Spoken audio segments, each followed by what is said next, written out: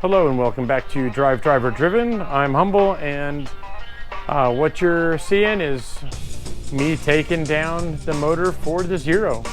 We're going through it piece by piece to try and figure out where our failure was and what happened. I was hoping that I could just pull off the bearings and swap them in place. But as I tore into the motor more and more, I got more and more worried. Draining the oil, I did see some glitter. So I knew something in the bottom end was hurt. And that much was obvious when I was on the road and I could hear the big end of something knocking. Getting the cylinder head off was, no problem. Everything looked good. Everything looked good on the top end. And I don't think there's any issues at all with the cams, the buckets, the valve springs, like everything on the top end is just fine. And there was no contact between the piston and the head, so I'm not worried about anything there.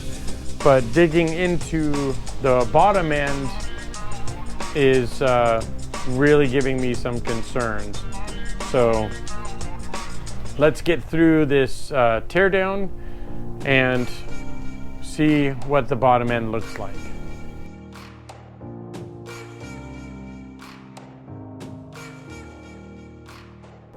Down to a mostly bare block, couple things like the water pump and neck and etc. on it, but otherwise a pretty bare block. Now, down in here, our crank journal bearings aren't terrible, but this is the top side of the bearing. Wouldn't expect to have too much wear on that side, but you can see, it's a little hard to tell, but there is some glitter throughout there.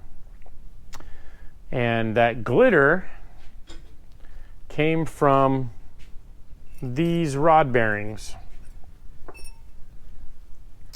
If you look, these bearings have seen better days. It got over into the side, got into the journal a little bit, and chewed up the side of the bearing.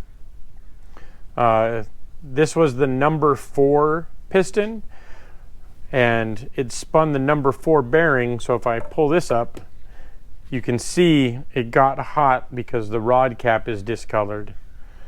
I don't know. I haven't mic'd this to see if it's still round, and I'm not sure if I can reuse this or not. Basically, it just depends on whether or not it's still round. It's hot enough to discolor, so we'll see if that's going to be good. But again, these bearings just got chewed up. There's no scoring inside of the big end journal, so nothing there. And then looking at the side of the piston, again, you could see where it got hot. There was hot spots, but no scoring or anything like that on the side of the cap. So we'll see if that's going to be salvageable. Again, our bearings for number 3, actually not too shabby. Seems okay there. A little bit of light scoring. Actually, that's not even scoring, that's just down through the coating. This is number 2. Number 2 still has a little bit of the coating on the bearing. Number 2 in general looked really good, both the bearing and on the crank side looked really good. And then number 1 got through the coating, and this one got a little hot. You can see it's a little blued, but again, no scoring on our crank. So this is our number 1 journal here. Nothing too bad. Again, our crank journal's nothing too bad. This is our number 2 journal. Seems okay. I would run that again. Again, crank journal looks good. Our number 3 journal, everything's good there. Again, crank journal, good shape. Number 4, not so hot. There is some scoring. You can feel this with your finger. Got into the crank a little bit, not too bad. This might polish out, and it might polish out without needing the next bearing size. It's a little rough. Yes, you could probably run it and get away with it, but I wouldn't feel right. So I want to get this treated and polished. Again, crank journal down here. Everything's good. Everything's good down there.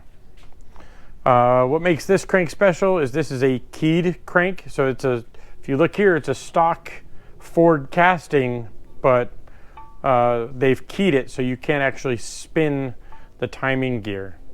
I do have another stock crank, so if I want to get this motor turned around quickly, I'm not really losing anything by missing the keyed timing, because I'm not running a supercharger, and that's really the only reason you need this. It's not absolutely necessary to run keyed timing on a, even a built engine, as long as you're not supercharging it and you have the extra load on the crankshaft side, on like the crankshaft pulley. You don't really need to run keyed timing. Looking at our bearing girdle, and these are our lower bearing for the crank. Little unhappy there, but not the worst I've seen.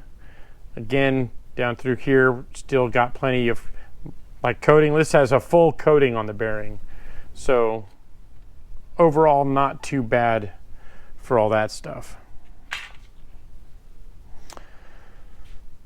As for our root cause is oiling. So this is our oil pickup tube, and you can see the way it would sit is down in the oil pan like this and be submerged in oil.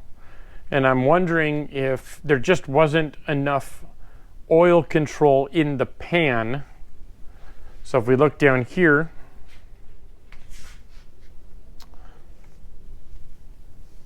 this intake sits down in the pan like so, and there's just not enough oil control or oil capture down around the pickup tube itself, with oil sloshing around during, high G cornering. I say high G, like anything over like 1G or whatever. Oil is sloshing away from the pickup. So I'm not quite sure how I'm going to address that yet. Maybe, slightly overfilling, running an additional quart of oil, or swapping to a dry sump system. That remains to be seen.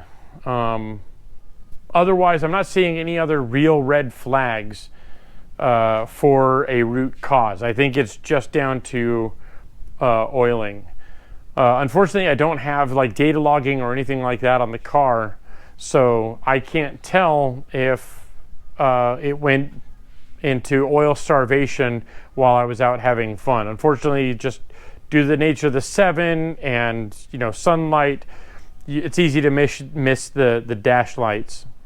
So if I flip the block over, flipping the block over, our cylinder bores still look pretty good.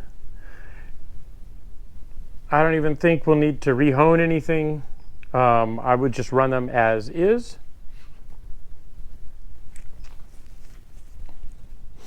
And as long as we match our pistons and cylinders back up, which we can because we marked everything, I think we're okay. The rings don't have that much life on them, as in they haven't been used very much. And the pistons themselves, there's like no real scoring or wear on the skirts, which is good. So as long as everything goes back in the same orientation, pistons, everything should be fine there. And they're marked as in which side goes to the front, etc. So they'll just slide back in. The block, on the other hand, because there's so much glitter, so much debris, the whole block needs to be torn down and basically hot tanked to make sure that there's none of that debris left in it. And that kind of sucks because that is going to take a little bit, and it means the 7's going to be down for at least a week or two while we get the block hot tanked and get a crank refinished or what have you, but that's the way it's got to be. So yeah, ultimately, I think the root cause for all of the 7's engine failure is down to oiling and running it a little light on oil pressure, if you want to say that. Basically, our fix is going to be doing something with the oil pickup or changing the oil pump out for maybe a dry sump system or what have you. I'm going to look into a dry sump setup because I think it's almost necessary for a 7. I know they're expensive. They're going to run about like $3 or $4 grand. So we'll see.